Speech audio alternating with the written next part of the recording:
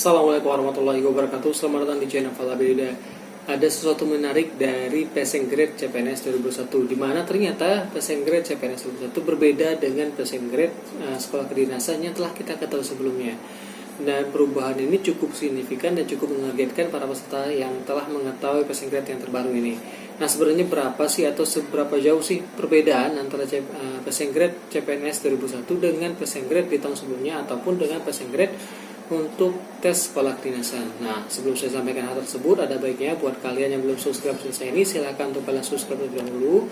Jangan lupa pelan untuk nyalakan loncengnya biar kalian selalu mendapatkan notifikasi terupdate dari channel YouTube saya ini. Jangan lupa pelan untuk di like dan di share biar informasinya tidak hanya buat diri kalian aja, tapi juga bisa bermanfaat untuk orang yang membutuhkan sama seperti kalian.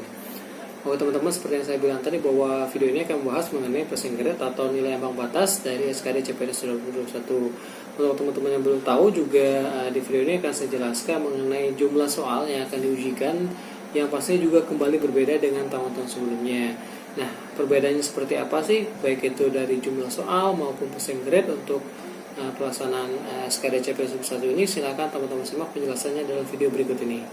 Nah, sebelum kita masuk ke dalam passing grade, kita harus tahu dulu jumlah soal yang nantinya akan diujikan pada SKD CPNS 2021.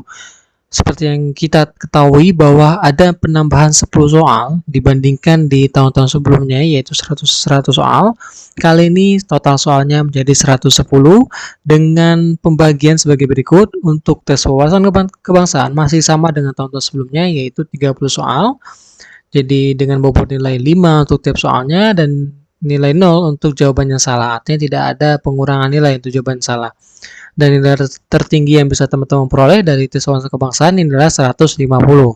Lalu untuk selanjutnya yaitu untuk tes intelijensi umum, butir soalnya juga masih sama dengan tahun-tahun sebelumnya, yaitu 35 soal dengan bobot nilai untuk nilai benar adalah 5 dan nilai salah adalah 0, dan nilai tertinggi yang bisa diperoleh dari TIU ini adalah 175.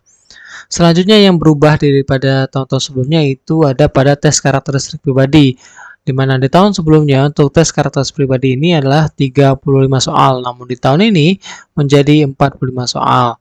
Dengan bobot nilai, masing-masing jawaban memiliki bobot nilai mulai dari 1, 2, 3, 4, 5, dan tidak ada jawaban salah. Dan nilai tertinggi untuk poin kategori TKP atau tes karakteristik pribadi ini adalah 225 poin. Dan total dari butir soal nanti ada 110, dan nilai tertinggi yang bisa teman-teman peroleh adalah 550 soal. Nah, untuk waktu pengerjaannya sendiri yaitu 100 menit untuk 110 soal.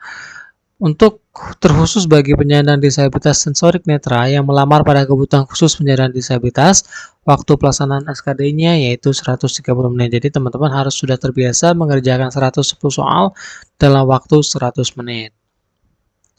Oke, kita masuk dalam intinya yaitu mengenai passing grade atau nilai ambang batas SKD CPNS 2021, di mana ternyata ada perubahan dibandingkan dengan SKD-nya sekolah kedinasan yang baru saja dilaksanakan, yaitu poin TKP-nya.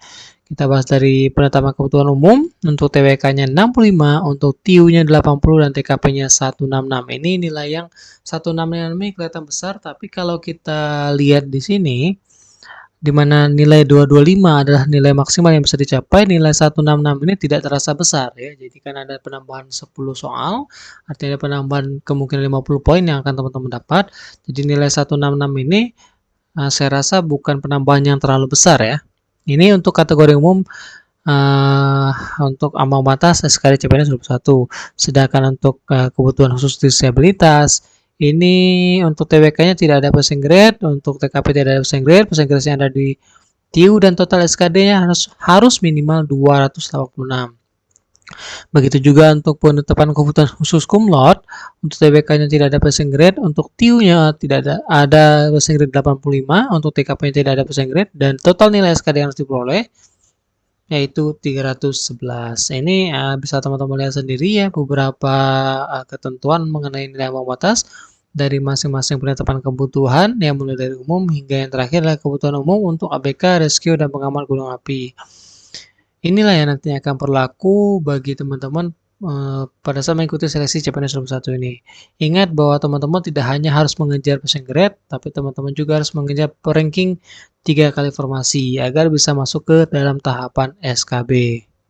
Oke teman-teman, itu tadi penjelasan dari saya mengenai ambang batas mulai dari jumlah soal yang nantinya akan tersedia atau harus teman-teman selesaikan dalam waktu 100 menit, yaitu ada 110, dan teman-teman juga harus diuji dengan jumlah angka passing grade yang lumayan tinggi sebenarnya, terutama pada kategori tes karakter pribadi. Tapi saya yakin teman-teman semuanya pasti bisa menyiapkan ini dan pasti bisa lulus. Tapi ingat, lulus passing grade aja nggak cukup, karena teman-teman harus mengejar rankingan 3 kali formasi. Oke, semoga teman-teman selalu dilancarkan rezekinya. Baiklah, sebelum saya tutup video ini, ada baiknya buat kalian yang belum subscribe channel saya ini, silahkan untuk kalian subscribe terlebih dahulu. Jangan lupa tekan nyalakan loncengnya biar kalian selalu mendapatkan notifikasi terupdate dari channel saya ini. Jangan lupa untuk di like dan di share biar informasi tidak hanya untuk kalian aja, tapi juga bisa bermanfaat untuk orang-orang yang butuhkan sama seperti kalian. Saya Fala Bilda, assalamualaikum warahmatullahi wabarakatuh.